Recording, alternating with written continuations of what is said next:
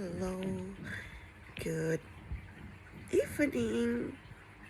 Ini aku habis termehek-mehek gara-gara ngelihat videonya Bunda Maya ya, tentang pernikahan yang di Jepang itu. Terus ngelihat bapaknya nangis, anaknya nangis gitu ya.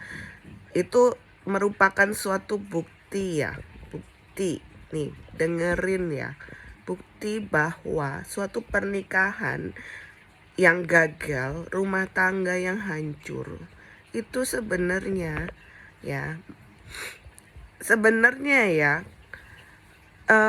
nggak akan berpengaruh. Gimana ya, bukan nggak akan berpengaruh ya, tergantung gimana kita memanage-nya ya. Nggak akan punya pengaruh negatif ke anak-anak jika kedua pasangan yang berpisah ini bisa menekan ego masing-masing dan pokoknya menutup masalah konflik antar pasangan itu di depan anak-anak, itu intinya ya. Jadi anak-anak dulu aku awal-awal pisah itu pikir kalau cerai kasihan anak-anak, aku mikir gitu. Dan beberapa orang sampai detik ini yang mungkin belum mengalami kegagalan pernikahan itu berpikir hal yang sama. Kalau cerai kasihan anak-anak ya, itu salah besar ya. Yang benar adalah kalau orang tuanya konflik terus, itu baru kasihan anak-anak. Nah, di sini sulitnya ya, karena setiap pasangan yang bercerai itu belum tentu bisa damai gitu loh. Walaupun sudah pisah, walaupun udah cerai, itu belum tentu bisa damai. Bisa kayak musuh seumur hidup gitu loh. Itu jeleknya itu begitu ya. Tapi bukan masalah kamu cerai atau enggak, tapi memang karena kalian itu udah terlanjur pernah nikah, udah terlanjur punya anak, terus jadi musuh gitu loh. Itu jeleknya, dan aku mengalami itu gitu loh. Dan aku berusaha, makanya aku berkali-kali bilang bahwa masalah pribadi orang tua itu nggak usah diungkapin, maksudnya nggak usah ditunjukkan ke anak-anak, karena anak-anak itu stres gitu. Kenapa aku bisa tahu begitu? Ya aku tahu dari anak-anakku sendiri yang curhat-curhatan antar mereka gitu ya. Mereka tuh nggak peduli orang tuanya itu nikah atau enggak gitu. Yang penting orang tuanya itu rukun, terus mereka bisa berkumpul ya, misalnya sama saudaranya berkumpul, nggak terpisah sama saudaranya, kemudian merasa masih punya ayah ibu gitu kan. Artinya begini loh, kalau misalnya mereka itu ada momen-momen tertentu, itu mereka tuh ada ayahnya, ada ibunya gitu, tetap gitu loh. Seperti di dunia barat gitu loh ya. Ya memang kalau di timur agak-agak tabu ya perceraian itu, tapi jadinya ngefek ke anak gitu, ke mental anak. Kalau di barat kan udah biasa tuh cerai, terus habis itu tetap bisa rukun tuh anaknya gitu. Gantian bawa anak, pokoknya bisa lah rukun setelah perceraian itu gitu. Nah biasanya kalau masih ada konflik, itu biasanya masih ada rasa sakit hati. Rasa sakit hati karena ditinggalkan gitu loh ya. Nah ditinggalkan sakit hati, ya udah, jadi menganggap pasangan orang tua ya itu sebagai musuh gitu. Jadinya memang sulit, tapi memang yang kalau udah punya anak sih pasti ada konflik ya, karena namanya dua kepala yang berbeda, punya keinginan ini itu gitu ya. Jadi namanya konflik kalau udah punya anak, entah dia cerai atau enggak, ya tetap aja gitu kan. Jadi ya sebaiknya itu fokus ke anak, kalau aku sih gitu. Misalnya kayak aku berusaha supaya kalau ada momen-momen penting itu bapaknya datang gitu kan. Nah, aku mempersilahkan justru gitu. Cuma kalau untuk ketemuan kan sebaiknya di tempat yang netral gitu kan. Jangan di tempat yang bisa menimbulkan eh, trauma di masa lalu gitu, itu jangan gitu ya. Tempat-tempat yang netral, tempat-tempat yang umum itu nggak apa-apa gitu. Pokoknya fokus ke anak aja sih gitu. Kalau aku berusahanya gitu. Cuma kan kadang yang sana nggak gitu pikirannya gitu kan. Mungkin yang sana masih sakit hati gitu kan. Jadinya ya tetap ada konflik ya. Aku ya berusaha ya menghindari konflik. Karena kasihan anak gitu ya. Seperti misalnya sekarang anakku mau ambil kuliah gitu ya. Ya pasti namanya orang tua pasti aku pengennya anakku begini, yang satu pengennya anaknya begini gitu kan gitu. Makanya itu kenapa kadang aku ingin tutup mata gitu, karena aku pikir anakku ini kan memang sudah tanggung jawab bapaknya ya. Ya udah aku tutup mata. Tapi kadang eh, pikiran lain mengatakan bahwa oh ini anakku, aku harus berjuang untuk anakku gitu kan. Jadi gimana ya, aku bukan berarti ngatur anak, enggak. Aku tuh hanya ingin membantu anak gitu. Karena anaknya pengen ya. Jadi aku tuh tidak memaksakan anak harus ke sini enggak, karena memang anaknya yang pengen gitu loh ya. Ya itu yang namanya kita tuh mengarahkan anak gitu ya. Kita arahkan, apalagi kalau dia ada minat, ada keinginan, ya kita support gitu loh ya. Kita support orang anakku itu. Aku nggak, kalau dia di antara konflik dua orang tuanya, satu orang tuanya pengen begini, satu orang tuanya pengen begitu ya, itu dia sendiri tertekan, anaknya yang tertekan gitu loh ya. Anak itu nggak bisa dicuci otak ya. Anak itu nggak bisa diajarin untuk benci ayahnya atau ibunya, itu nggak bisa ya. Anak itu nggak akan bisa ya. Sejelek-jeleknya orang tua, anak itu ada ikatan batin sama masing-masing orang tuanya, udah pasti itu ya. Jadi nggak usah diracuni pikirannya gitu. Jangankan diracuni pikirannya ya, anak itu jika disakiti oleh orang tuanya sendiri, kadang anak tuh merasa tidak tersakiti gitu loh. Ada yang begitu gitu. Jadi memang kalau aku melihat ya, ada beberapa orang ya misalnya sukses gitu ya, terus ibunya atau siapa orang tuanya datang, yang dulu orang tuanya nggak peduli, terus tiba-tiba ketika anaknya sukses orang tuanya datang, terus anaknya nggak mau menerima orang tuanya ya.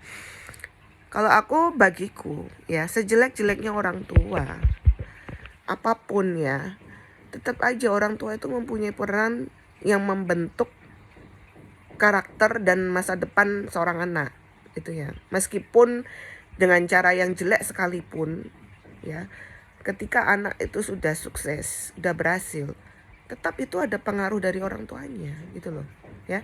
Misalnya ya, kalau orang tuanya misalnya gini ya, orang tuanya misalnya nggak peduli gitu sama anaknya jadi lebih mandiri gitu loh. Jadi ada plus minusnya lah gitu.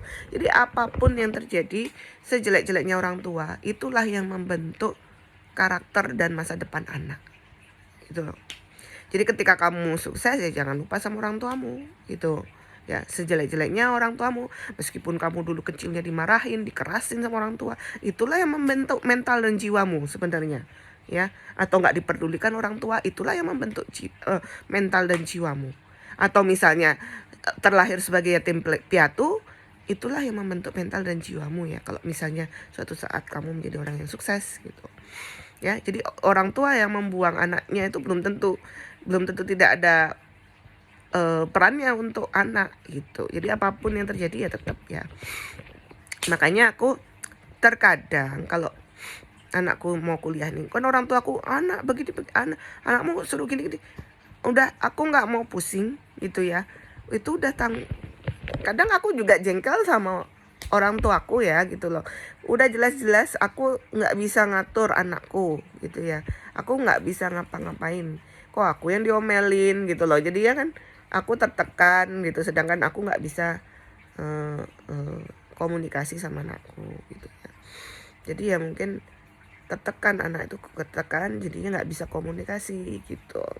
Karena anakku itu sebenarnya dia bisa apa ya, maksudnya mau komunikasi sama ibunya asal dalam kondisi tenang gitu. Aku begini ya, kadang nanya gitu, konsul konsul ke ibunya gitu. Itu ketika tidak dalam keadaan tertekan ya, artinya orang tua tidak konflik. Tapi kalau aku sudah ribut sama bapaknya, dia pasti dia tertekan gitu. Mending dia milih diam aja gitu. Anak tuh kayak gitu. Jadi kalau aku ngeliat videonya Maya Estianti itu ya terharu.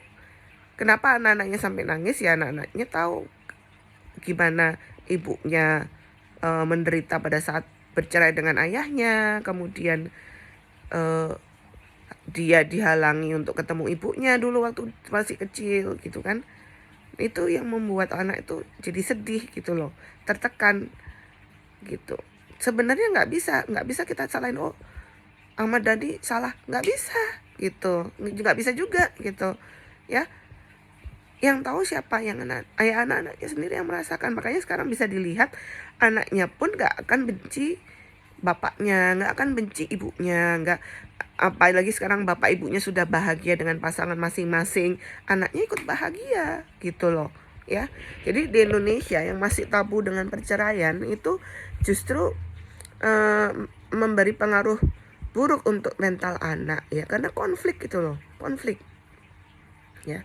Tapi kalau misalnya pisah baik-baik, punya pasangan lagi, pasangan yang baik gitu, yang juga care sama anak ya, kalau menikah lagi itu pikir-pikir 1000 kali, 1 juta kali ya, harus pilih pasangan yang baik untuk anak kita. Jangan sampai salah pilih pasangan terus anak kita jadi korban, itu jangan sampai juga gitu. Jadi eh, buat para janda ini jangan mikirkan dirinya sendiri gitu ya, mau ngebet nikah lagi itu untuk apa gitu ya.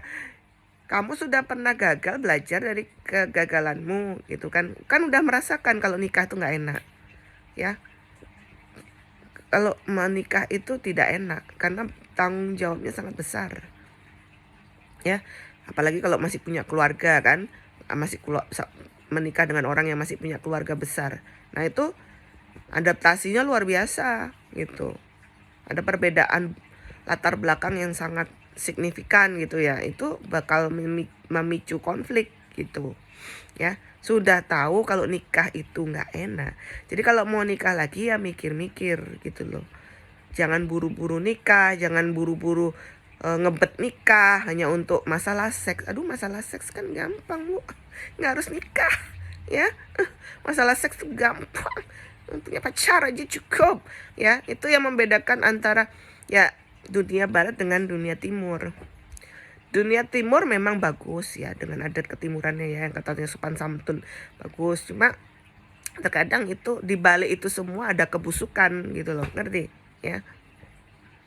Itu jadi kita mendingan fair aja, cerai, nggak usah malu akan perceraian, kemudian bisa rukun untuk anak, itu lebih bagus daripada dipaksakan gitu ya, dipaksakan untuk menikah sampai anaknya jadi gangguan mental semua, kelainan jiwa gitu, sakit jiwa bahkan ya. Itu jangan sampai anak jadi korban gitu.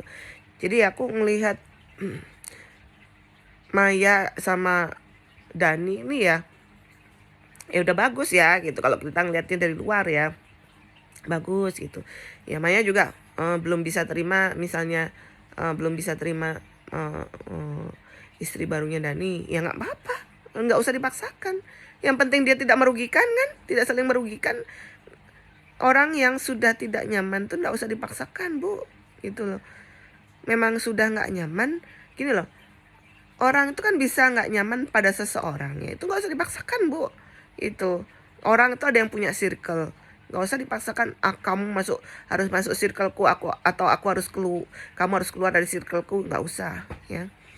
Itulah ya, itulah kehidupan kalau aku begitu ya.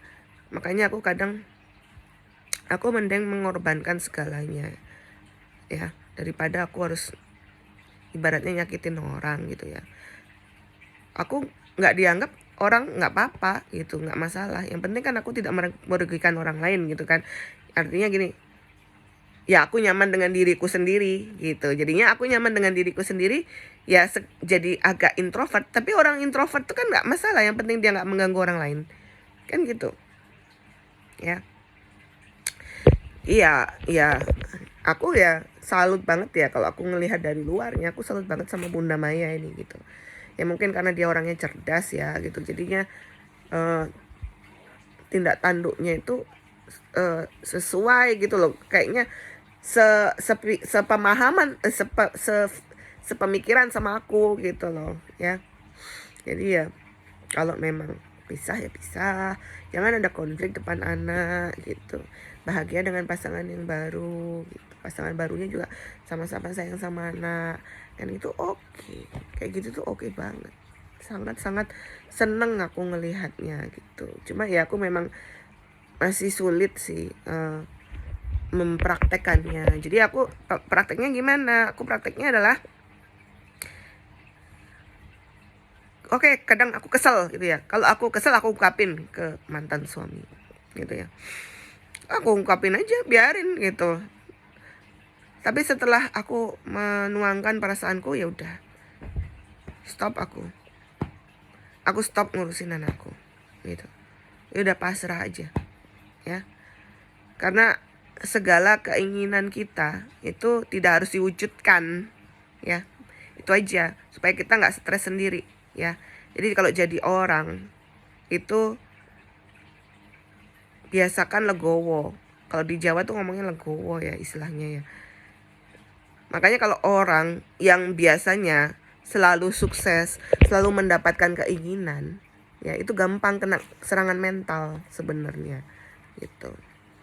Selalu mendapatkan apa keinginannya, tidak pernah mengalami kegagalan, itu gampang serangan mental gitu. Orang harus menyayangi dia gitu. Orang harus memperhatikan perasaan dia gitu. Nah sedangkan aku nih loh ya, orang yang paling nggak perlu diperhatikan perasaannya itu aku ya. Makanya orang kalau ngomong sama aku belak-belakan. Aku juga sebenarnya kalau ngomong sama orang tuh belak-belakan gitu. Tapi ya aku ngeliat orangnya juga, kalau gampang tersinggungan ya kagak itu.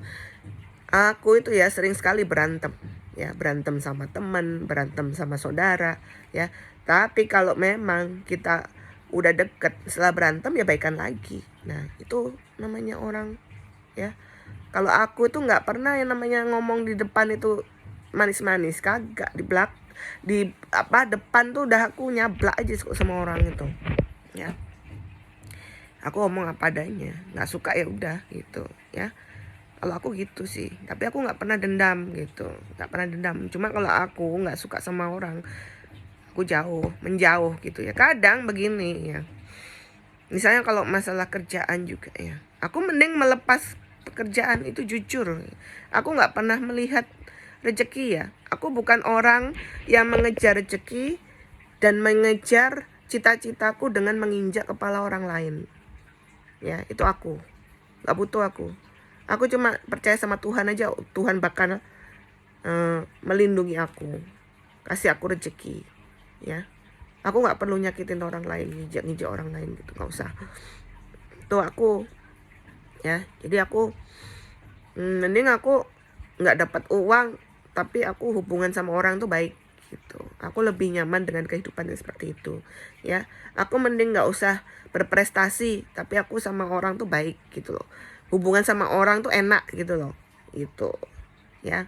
Kalau aku lebih pilih seperti itu. Aku intinya ingin menghindari konflik. Itu tujuan hidupku, menghindari konflik. Karena aku hidup sendiri, masalah hidupku udah berat, jadi aku cenderung menghindari konflik gitu ya. Lebih ke hidup santai aja, no konflik ya. Terserah orang mau bilang apa, pokoknya aku makin nyaman dengan sendiri, introvert itu lebih nyaman daripada kalau harus ngurusin banyak orang ya. Jadi aku sangat salut sama Bunda Maya kalau misalnya apa namanya ya bisa apa ya, kalau aku bilang itu kesuksesan ya, dapat suami yang sesuai keinginan gitu, kesuksesan lah gitu, bisa bahagia dengan pasangan yang baru. Ya mudah-mudahan aku juga bisa ya menemukan jodoh yang baik gitu, yang bisa bikin bahagia gitu. Kadang aku juga males udah lebih enak sendiri gitu ya. Apalagi kalau urusan nikah nggak usah, mending pacaran aja ya. Pacaran aja lebih enak. Pacaran tuh ya bisa gonta-ganti ya, itu enaknya pacaran ya. Bosan ganti yang lain. Orang aku gampang kok orangnya jatuh cinta sama orang. Aku bisa jatuh cinta sama 1-2 orang sekaligus, bisa, ngapain enggak kan namanya wanita normal suka sama laki-laki ya. Kalau ngelihat yang indah-indah ya senang, kalau ngelihat yang indah di mataku ya senang ya, yang ganteng, brilian, tajir melintir, apalagi powerful, hati rancang. Nah itu kriteria aku ya, aku pegang sampai sekarang itu. Kalau nggak nemu yang itu udah nggak usah ya. Fokus dengan tujuan hidup kita ya. Tujuan hidupku ya bisa hidup itu aja. Bisa hidup selama mungkin ya sama anak-anak gitu. Happy lah, happy ya. Kalau motoku itu apa? Keep happy, keep healthy ya, stay beauty all the time. Itu aja ya. Nggak butuh yang aneh-aneh gitu. Tapi duit butuh. Oke, bye. Thank you.